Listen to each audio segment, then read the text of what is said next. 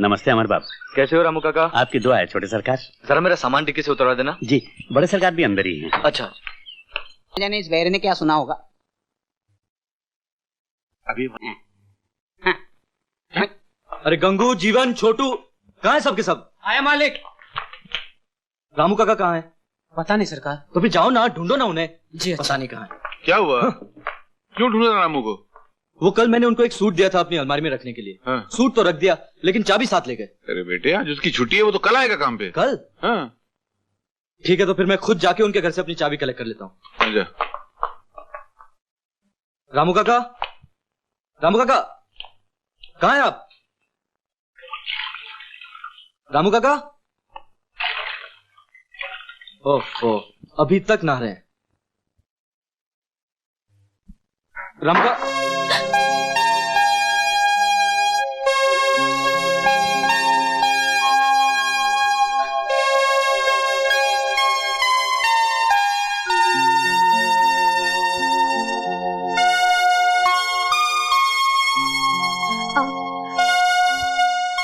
आप बाहर जाइए। सॉरी।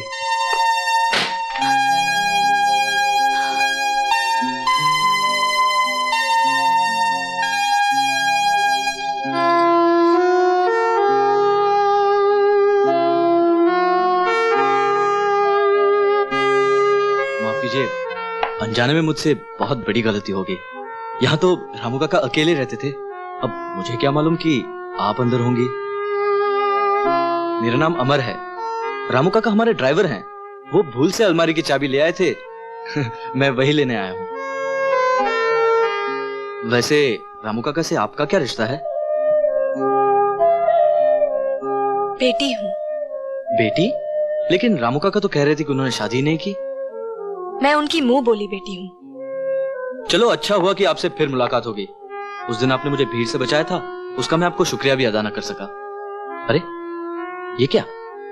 क्या हुआ? मिल गई। क्या? चाबी। मगर आप खड़े क्यों हैं? बैठिए ना, थोड़ी देर इंतजार कीजिए। कुछ ही देर में बाबा मंदिर से लौटते होंगे। देखिए, जिस चीज की मुझे तलाश थी वो मिल गई। अब इंतजार करना मुश्किल है। चलता हूं।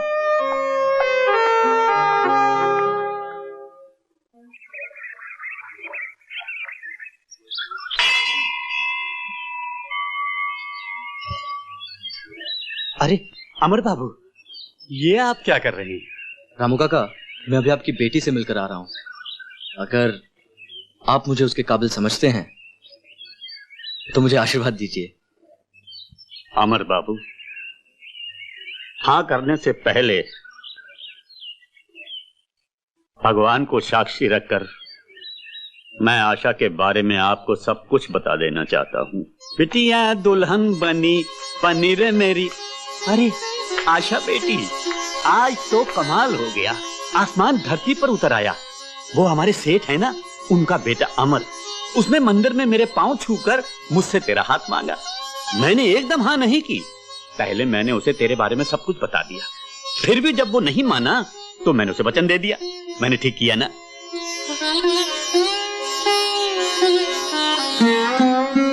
बाबा, बाबा मैं शादी नहीं करूंगी। क्या क्या कहा? शादी नहीं करेगी तो क्या सारी उम्र कुंवारी बैठी रहेगी? देख, मैंने मंदिर में हाँ कही है। अब तूने इनकार किया तो मैं अनजल त्याग दूंगा। बाबा,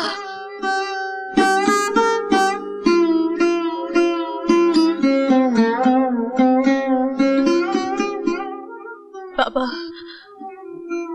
चलिए खाना खा लीजिए। जीती रहो बाबा। बेटी, अमर बहुत अच्छा लड़का है, बहुत अच्छा।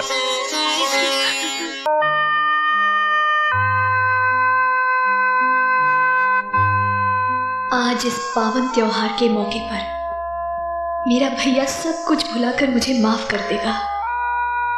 राखी के ये कच्चे धागे मेरे भैया के खोए हुए प्यार को फिर से लौटा देंगे। हाँ, मैं भैया के पास जाऊंगी।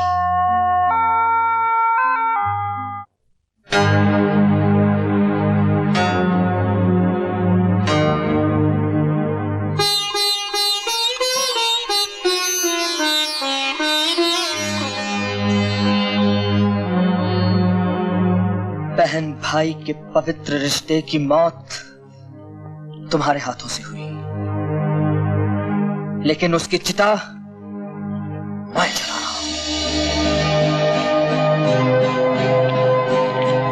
मैं अपने हाथों से उन यादों को राख कर दूंगा जिनका ताल्लुक तुमसे है।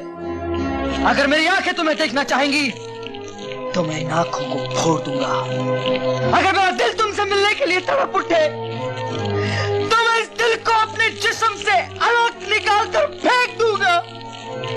मैं मर जाऊंगा दीदी, लेकिन तुम्हारी सूरत कभी नहीं देखूंगा, कभी नहीं देखूंगा, कभी नहीं देखूंगा, कभी नहीं देखूंगा, कभी नहीं देखूंगा।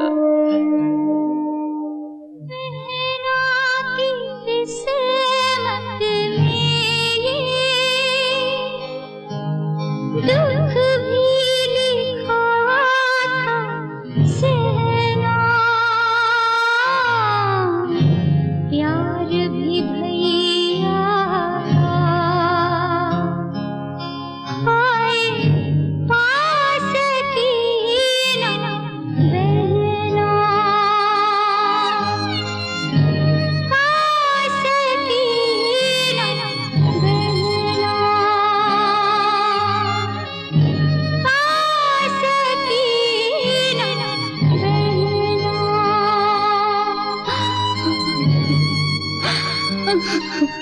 लो भाई, अब तो नाचने गाने वाली भी मोहल्ले में आने लग गई है। अब तो मुजरा होगा, शरीफ लोगों का मोहल्ले में रहना मुश्किल हो जाएगा। अरे इस बेशरम को क्या फर्क पड़ने वाला? हमारी बहू बेटियों पे जो असर पड़ेगा उसका क्या होगा? आज ये आई है, कल इसके ग्राहक आने लगेंगे, अच्छा खासा मोहल्ला बाजार बन जाएगा। बिल्कुल सही कह रहे हैं, सही कह रहे हैं। हाँ भाई, बिल्कुल ठीक है। तो देखते क्या हो, उसके भाई को उठाकर बाहर फेंको, न वो यहाँ रहेगा न वो वेश्या यहाँ आएगी। ए छोकरे, तुझे शरीफ समझकर इस मोहल्ले में रहने दिया। अगर यहाँ रहना चाहता है तो अपनी बहन से कह दे वो यहाँ ना आया करे, वरना उठाकर बाहर फेंक देंगे।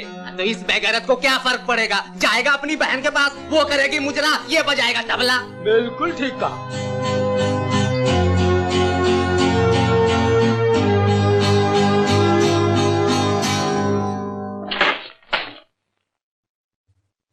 कहाँ है आशा? कहाँ है आशा? बुलाओ उसे। जब मैं उससे रिश्ता तोड़ चुका हूँ तो वो मेरे घर क्यों आई?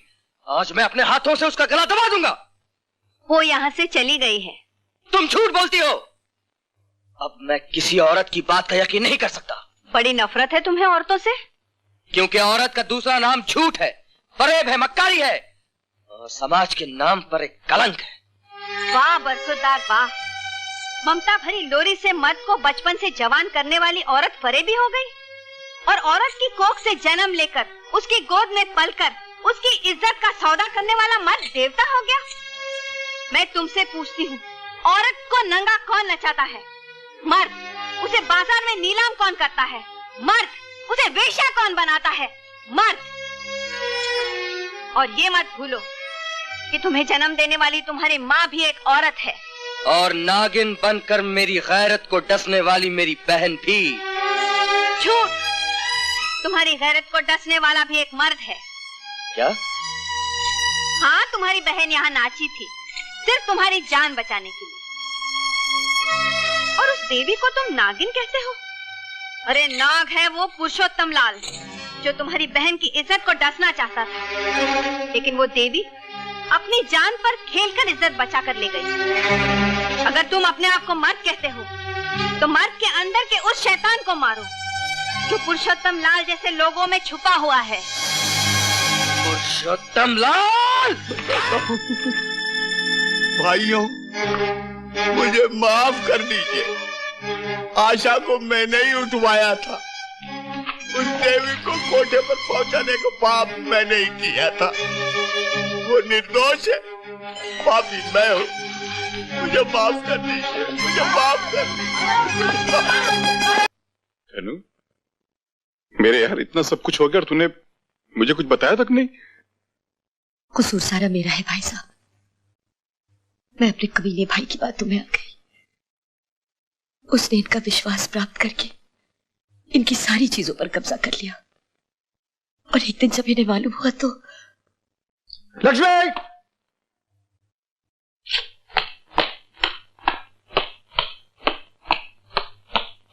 लक्ष्मी जी, तिजोरी की चाबी दो। क्या बात है?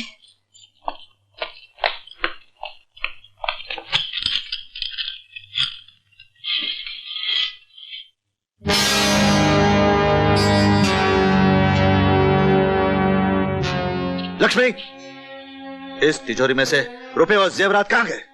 मैं क्या जानूं? रघु कहाँ है? अपने कमरे में होगा।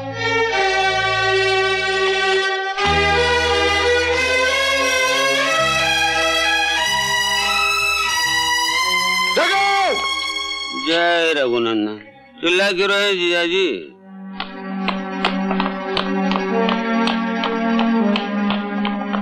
रघु, यह सब क्या है? बताता हूँ, सब बताता हूँ। 30 लाख रुपए जो है मिल के लिए कर्जा लिया है और मजदूरों की तनख्वाह के लिए 5 लाख बैंक से ओढ़ी ली है। तिजोरी के जेवर और कैश मैंने बुरे वक्त के लिए संभाल कर रखे। बेशरम, चोर भी अपने मोहल्ले में चोरी नहीं करता और तूने अपनी ही बहन के घर में डाका डाला। नहीं लक्ष्मी, ये मौका इस कमीने को कोसने का नहीं, मिल की इज्जत को बचाने का है। मैं इस बंगले को गिरवी रखकर सारे कर्जे चुका दूंगा। नहीं जीजाजी, आप इस बंगले को गिरवी नहीं रख सकते। अपने भविष्य के लिए मैंने इस बंगले को अपने नाम करवा दिया। कमीने, मैं तेरा खून पी जाऊंगा। जाने दीजिए, जाने दीजिए ना, छोड़ दीजिए, छोड़ दीजिए।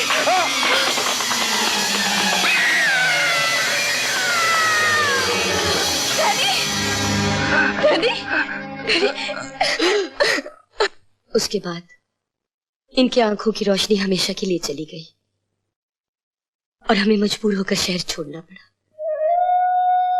मैंने जरूर कोई पाप किया था जिसकी सजा मुझे मिल गई। ऐसा मत कहिए, आपकी आंखों की रोशनी चली जाने की जिम्मेदार मैं हूं। पाप मैंने किया और सजा आपको भुगतनी पड़ी। पाप? हाँ, मैंने अपने भाई की बातों में आकर अपने हरे भरे संसार में आग लगा दी। हाँ? ये तुम क्या कह रही हो लक्ष्मी? मैं सच कह रही हूँ। उसी ने रामू काका पर चोरी का झूठा इल्जाम लगाकर उन्हें जेल भिजवाया। क्या? और फिर मुझे अंधेरे में रखकर बच्चों को मरवाने की कोशिश की और बेचारी मीनू मुन्ने को लेकर भाग गई। ये तुम क्या कह रही हो? मेरी मीनू जिंदा है और मेरा बेटा भी? हाँ? लक्ष्मी, लक्ष्मी, लक्ष्मी नहीं, कुलक्ष्मी हूँ मैं, नीच हूँ मैं।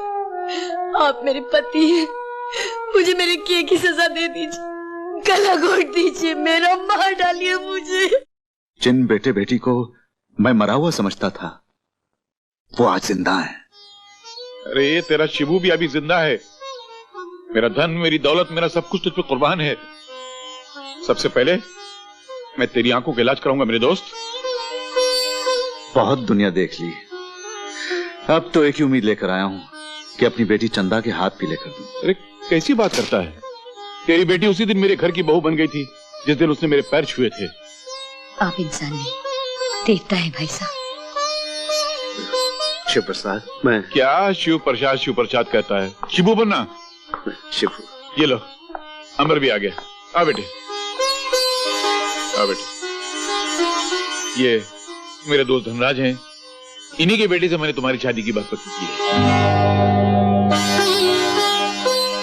मेरी तरफ क्या देख रहा है? पैर छू उनके। ये आपके दोस्त हैं, मेरे पिता समान हैं। इनके पांव छूना मेरा धर्म है। लेकिन जहां तक शादी का सवाल है, मैं ये शादी नहीं करूंगा। लेकिन मैं इन्हें वचन दे चुका हूं। मैं भी किसी को वचन दे चुका हूं डैडी।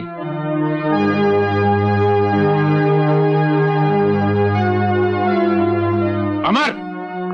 डैडी, अब मैं दूध पीता बच्चा नहीं हूं जिसकी जिंदगी की डोर आप किसी भी लड़के के साथ बांध दें और मैं चुपचाप सर झुकाए उसे अपनी पत्नी स्वीकार कर लूं। क्या पागलपन है? लड़की पढ़ी लिखी है, सुंदर है, तो एक बार देख तो ले उसको। देखने दिखाने से क्या फायदा डैडी? मैं किसी और से शादी करने का फैसला कर चुका हूं। अमर, अमर, इस खानदान का रिवाज है कि बुजुर्गों के होते हुए बच्चे अपनी जिंदगी के फैसले नहीं किया करते। जाने से पहले एक बात और सुनते जाओ, इस घर में अगर कोई बहू बनकर आएगी तो मेरे दोस्त की बेटी, वरना कोई नहीं।